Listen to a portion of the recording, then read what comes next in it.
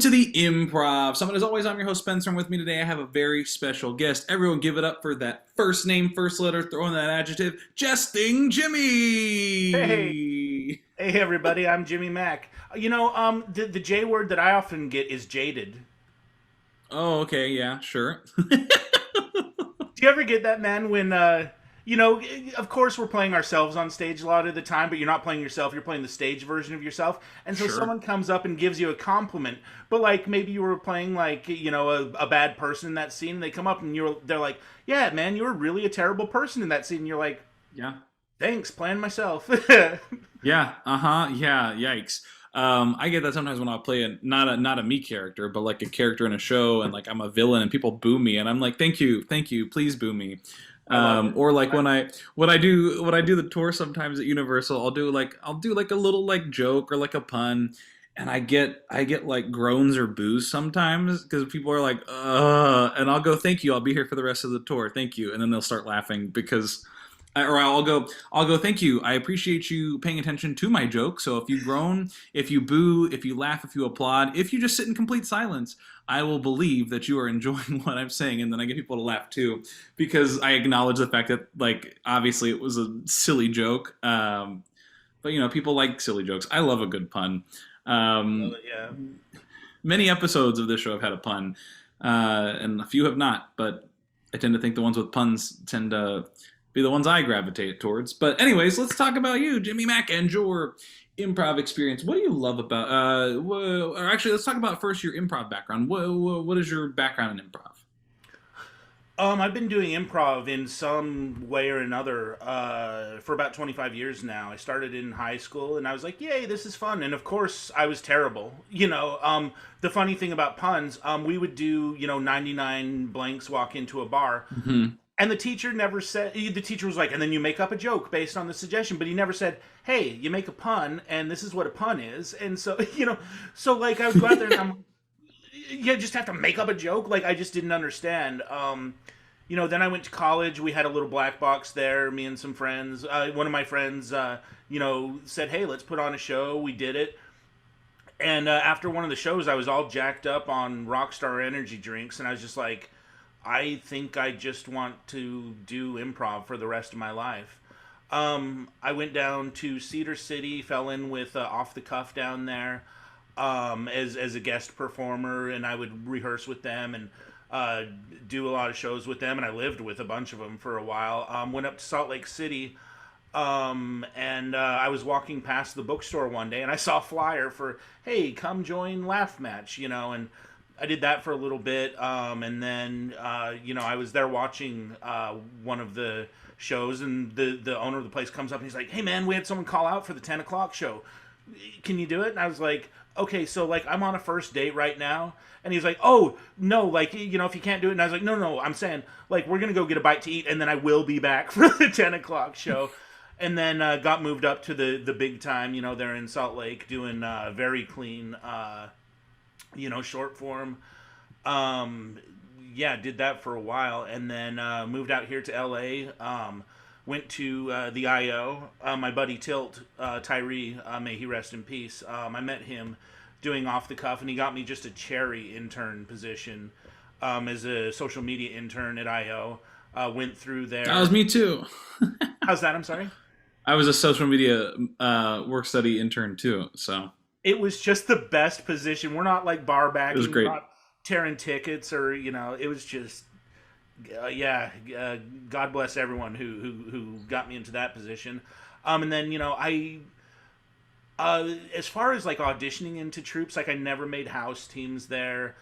Basically, every improv show, we just kind of had to build from the ground up. Except I did, audition into the junior improv show there in Salt Lake City, and then after doing graduate shows. I'm sorry. After level 7 graduated at IO, we kept our team together, and so kept doing that. And I did Shakespeare with my good friends, Shakespeare Improv, a horse. And then I had been on sort of a hiatus until I went and auditioned for Comedy Sports, and I was really worried because I was like, I haven't done this in a while. I feel really rusty. But what I credit for my auditioning into comedy sports was the fact that I was on the train. I was on the Red Line going to the El Portal in North Hollywood, and some guy just elbowed me in the face. I guess he wanted me out of his way. I'm a tall guy. There's no way it was unintentional. Am I allowed to swear on this show? Sure, whatever. I'm not going to censor it. Okay, so when I got elbowed in the face, I said what I think most of us would say, which was Jesus fuck. And then I and then I went to the audition, and I'm like, I just got elbowed in the face. I'm in pain, but because of that, I wasn't in my head. I was all like sort of emotionally charged, so I was just like firing from the gut, and I got in to the Sunday team. Yeah, so that's my very long-winded 25-year history of I love it. yeah. I love it. What do you love about improv? What keeps you doing improv and kind of finding and discovering new ways to improvise? What do you love about improv? Um, Basically, I'm just a horror for a laugh or a reaction, like you were saying. Like when I was in Salt Lake, like I would also do, we would do these plays, and one of the people would write, so usually like a parody, like I did a Harry Potter parody, and it wasn't quite audience participation, but hey everyone, cheer the hero and boo the villain. And so I would go out and just tell terrible jokes, and sometimes jokes that like not made fun of the audience like personally, but just sort of made fun of like the culture of Salt Lake and stuff like that. And like people would boo me, and I just loved that. I loved that. One of my favorite improv coaches was like, yeah, like you can get a laugh. It's the easiest thing in the world to get a laugh. Make them sad, make them angry, make them feel something, and I've really stuck to that. That's awesome. Um, That's awesome. yeah, I also just, especially with long form, I just love the freedom. I mean, just the scenes can go anywhere.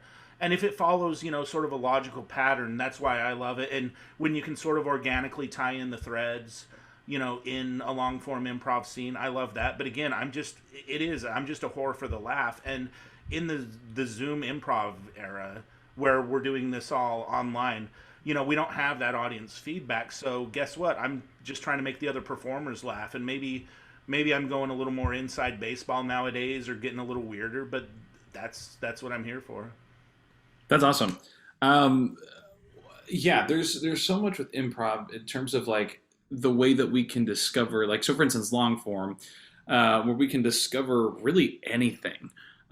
Short form is a completely different beast, and this I'm specifically talking short form, long form. There's a genre. There's so many different kinds of improv, but speaking from long form versus short form, we have a little tiny something, like we have a structure of a game that we're playing, and then we get a suggestion, and we kind of create within that element of like that game, like whether it's Foursquare or whatever it is. But with long form, like if you're just doing a montage, you can do whatever you want. There's really no structure to it versus like a herald. And I guess for you, what would you say, like as far as like long form versus short form in terms of like long form in that ability to kind of drift wherever you want? Where do you find that long form can help? Let's say like in like an everyday life, like being able to create anywhere you want, go anywhere you want within that world of long form and that world of improv. How can you translate that to the real world, essentially? Translate long form to the real world. Or like improv, like that like idea of creating really whatever you want. That I guess like not having any fear, or just improvising in general. How does improv help? I guess more on the long form, because like short form is like games, so you're not like playing games in the real world, but like taking a long form scene or a long form montage and being able to transfer the improv elements into the real world. Sure. Yeah, let me say a couple things about that. I Sure. mean, it's really, for me, long form and short form, it's pattern recognition. You see that this happened and then that happened, and well, if those two Hmm. things happen, then what happens next? And I think just personally, it's helped me just get a little quicker. I'm able to think a little faster because I've been looking for these patterns for for all these years I've been trained in improv. And I think that there's not as much of a difference between long form and short form than a lot of people think. And I'm really glad that I went through comedy sports, because my first audition, we didn't do a single game. There was no step outs. There was no, okay, here's the setup. It was all character stuff. And it was so much based in long form, because they're like, look, we can teach you the forms, we can teach you the gimmicks, but we want people who can set up a scene. And so that has, of course, I got better at long form from doing that, in short form as well. And in a short form show, I mean, I did it today. I just did a couple shows with a group based in England called Extreme Improv, and we had callbacks. And if I notice it's the same couple people in a scene, I'll pick up from where that went off, and you can do a time jump. And you're still playing the short form games, but you're tying the long form sensibilities into it. That's great. That's great. I also know one of the big things that I always say on the show is the idea of improv as conversation, because when you're conversing with someone, you don't know what they're going to say in real life. So really, you're just improvising every time you talk to someone. Yeah. Again, improvising in a class or in a show, there's a little bit more, it's more of a nuanced conversation, a nuanced element, but it really is just, if we're doing a scene, it's just us conversing with each other. We're just discovering the rules of the improv scene and everything, and figuring out exactly where to take that scene, but also heightening and escalating the scene, and making it, playing a game where it makes it funny, or maybe it's not funny. There are scenes that are not funny, but they're very good scenes. Oh yeah, yeah. And I think with that being said, what would you say if people are like, I can't do improv because I can't make things up, versus like, so if you're saying like, well, improv, basically what I'm saying is, I'm trying to like gather this question. And it's frustrating me because I'm a Capricorn, so I can't explain what I'm trying to say, and it's my fault, and that's the whole thing. Hey, I'm a Libra, so I'm just it all evens out in the right. end. But like, if someone's like, I can't improvise, how can you? I don't want to say convince, might not be the right word, but how do you convince someone that like conversation is just improv? Just improv has a little bit more of a structure. Like how can you make people feel more comfortable in doing improv, knowing that they are surrounded by improv in their everyday life? Yeah, I mean, of course we are, and like you said, we're having a conversation. We don't know what the other person's going to say. Again, I've been doing this for a while, but one of the things that I feel like I've only picked up on in maybe the last few years of me doing it regularly, is just, you are unique. You have your own story, and it's not like anybody else's. Just go out there and tell your story. If someone says something and that triggers a memory in your head, use that. Just whatever that word makes you think of, or whatever the scene makes you think of, or whatever you would do, because that's going to be fascinating. Also, you don't have to always be talking in improv.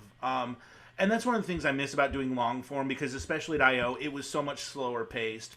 Like you come out, you check in with the partner and everything. And then I tried to do that at comedy sports, and it's just like, no, get out there, get your idea out. What's the scene about? Oh, okay. Hey, we're bowling. Again, I love comedy sports so much. We're bowling. I rag like on it a lot for a few reasons, but I love everybody that I met there, and everything I was taught there, and I'm immensely grateful to them. But again, it's a little bit different sensibility than, go out, check in, like what's the scene about before you even talk. And I miss that slow play. And again, like if you go out on stage and you're new to, improv or whatever, just figure out what you're doing and just keep doing that. You don't have to be talking for the audience to be interested in you. You just got to be doing something and feeling something. And I think people do get sort of scared of that silence and just want to start running at the mouth, and it's not necessary.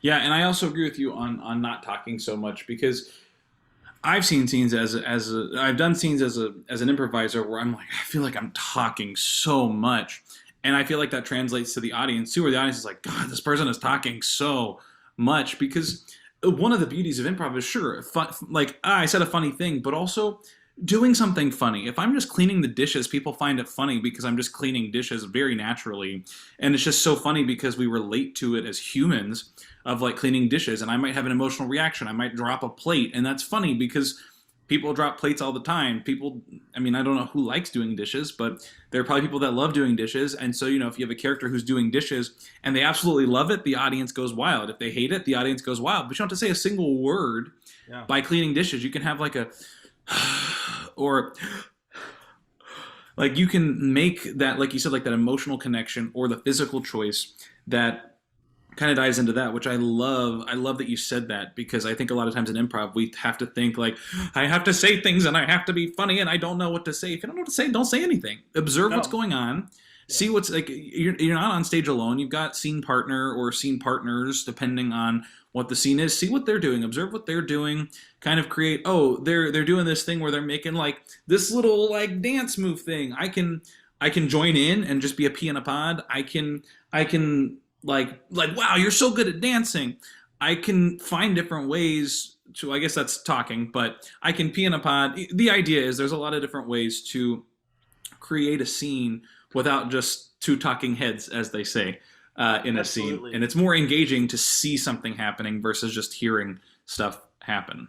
So Yeah. I'm glad that you brought that up. One of my favorite scenes I did with Comedy Sports, I was in the scene with my friend Miranda, and she was doing the funny thing. It was a wordless scene. Neither of us said a single word. And this was in a game of Foursquare as well, so it would keep coming back. And she was just there doing her funny thing, and I was just there reacting to it. And neither of us said a word. And that's another thing, if maybe you feel like you don't have the gift of the gab, just react honestly. React honestly. The audience will love you for it. It will. There was one show I did where someone said something on stage and I didn't understand what they said, so I said, "What?" That got me the biggest laugh the entire night because the audience didn't hear it either. They started laughing at my honest reaction. I didn't get a better laugh the rest of the night, and I was actually a little pissed off by it. but again, just it's honest reactions. The audience, Yeah. if the audience is feeling the same thing you're feeling, they will love you for it. We love relating to whatever's happening on stage, and that's where we get the, because it's like that happens to me too, and I don't understand what someone's saying and I don't want to question it, but I have to. And we love that like, because we understand that relationship of human conversation, and so I love that. Do you have any plugs or any pitches, anything you want to share?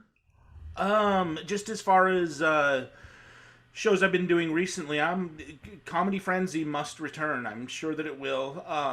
We did a live show and then the Delta variant spiked, so that was a bummer. I'm hoping to do either some live shows soon or get back to the virtual ones. And then I've also been doing a lot of shows with, I think I mentioned them already, Extreme Improv in England. I'm very proud of the work I've done on there, and of, I just love playing with those guys. You can find my shows at xstreamed.tv/Jimmy-Mac, or just search us on YouTube. Again, just some really fun shows and a really great group of people that I've been able to work with.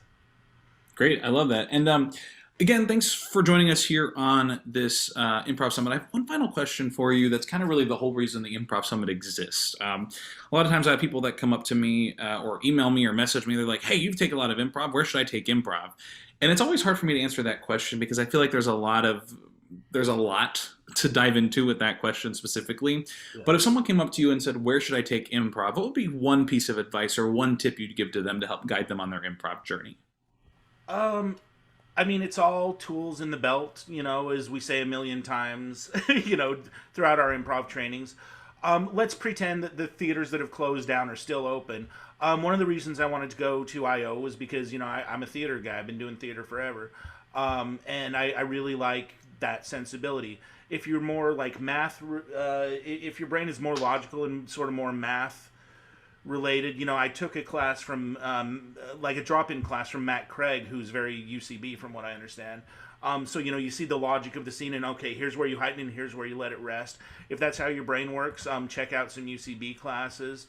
I've learned a lot from people who went through the annoyance where, the best way to take care of your scene partner is to take care of yourself first.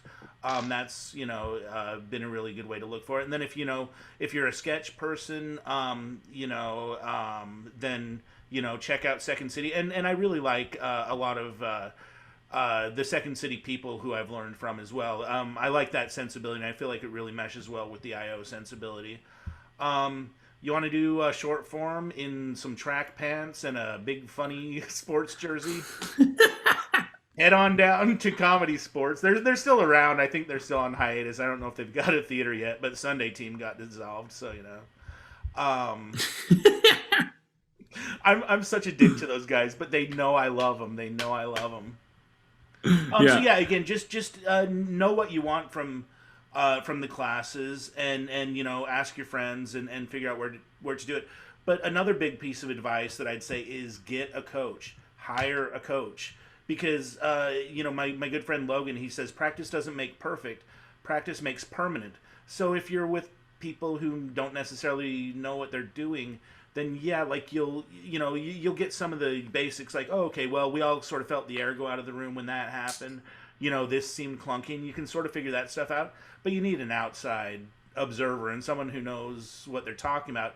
Hire a coach. It's a pain, you know, to figure out schedules and get the money together, and there's always that moment of shame where they're like pretending they're not waiting for their money and everybody's putting their $5 in.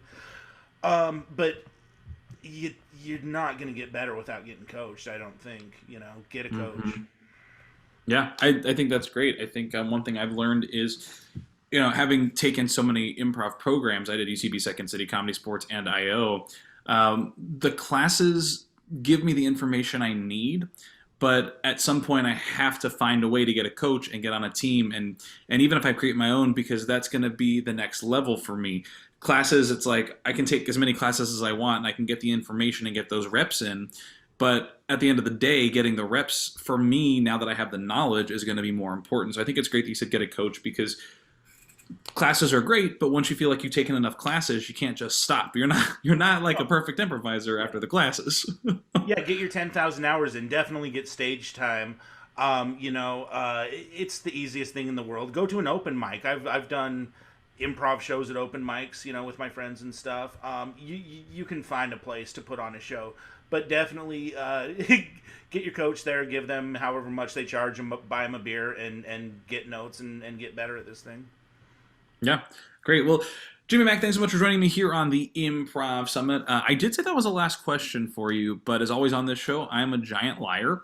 So I actually have another question for you, and that question is, we've been talking a lot about improv. You want to do some improv? Let's do it.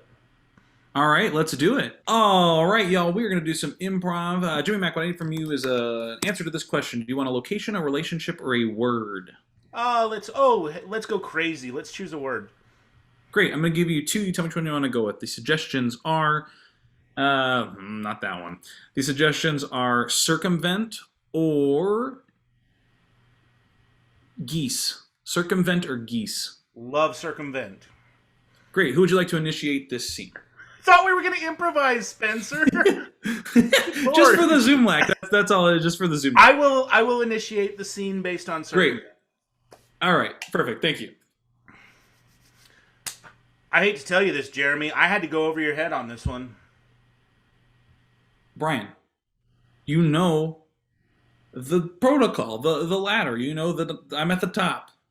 I'm aware of the ladder. I've seen your little charts and your little diagrams, and They're I'm very good sorry. diagrams. They're very good charts.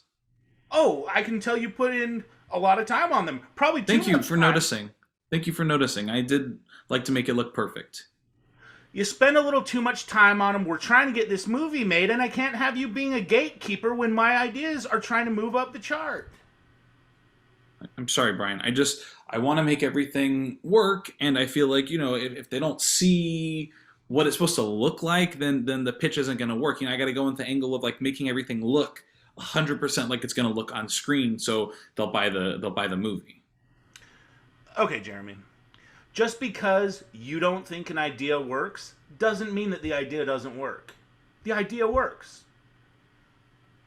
And I mean, I guess it's been done before, but I guess that's why they keep doing them. The dog that saves people, like Lassie, or like an old Yeller, or like a Balto.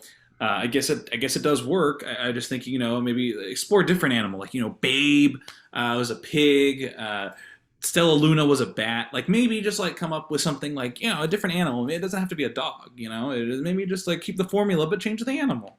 Dogs sell, man. You've got Air Bud. You've got Air Bud 2 Golden Retriever. You've got Hotel for Dogs. These movies sell. Now, yes, it touches everybody's hearts and it dies at the end. But where ours is different is that it comes back to life. It's the Jesus Christ of Golden Retrievers. I can't argue with that. Some might say that Jesus turns water into wine. It looks like you're spinning dogs into gold, in retrievers. I'm But sort of the Rumpelstiltskin of dog movies in that respect. it's a good idea. Have you ever noticed how all these dog movies generally have some kind of villain in them? Yeah. Like, what if? Okay, and hear me out on this. Like, just let's lose the charts. Let's lose all the stuff I worked hours, days, weeks on. Let's just throw it all out. Too long. What if Rumpelstiltskin had a dog? I'm listening. We all know and love Rumpelstiltskin. We all know and love dogs. What if we just put two things we love together? We have our villain, we've got our hero, and it's a hero-villain story. It's very logical. So it's Rumpelstiltsdog, and he spins, he spins gold, and he kidnaps his captor's baby, and the only way to get rid of Rumpelstiltsdog is to trick him into saying his name backwards. Or is that Mr. Mxyzptlk from Superman? It's probably all of them. Honestly, that's kind of been done before. But it makes me think Yeah. of Rumpelstiltsdog. I almost feel like, is that an episode of Wishbone? You remember that show Wishbone where there was like Sherlock Bones and like What's I feel the like story? Rumpelstiltsdog. Wishbone? Yeah, yeah. Wishbone. Yeah, I feel like maybe that was an episode, but if not, I feel like what we should really bring back is Wishbone. Let me tell you what I liked about Wishbone. He was always Yeah. wearing a funny hat. In the Robin Hood one, he's got the little green with the feather. He like colonial times. He's got the little tricorner. Hmm. The hats have been done, but what other accessories? Like maybe he sings in a cabaret and has a sequined vest. Oh, I like that idea. Or like just a little bow tie. Yeah. The Vest footwear. and a bow tie. Um. You see Flipper? Now here's another question. When a dog wears Uh-huh. pants, does he wear it on just the two legs of the back, or are the front legs? Do they have pants too? I feel like, but wouldn't the top half be more of like like a shirt and pants combo with like maybe a little belt, or do they have? I don't know. I feel like I've never really But thought about that. again, does the belt bisect him, or is it just like neck to anus?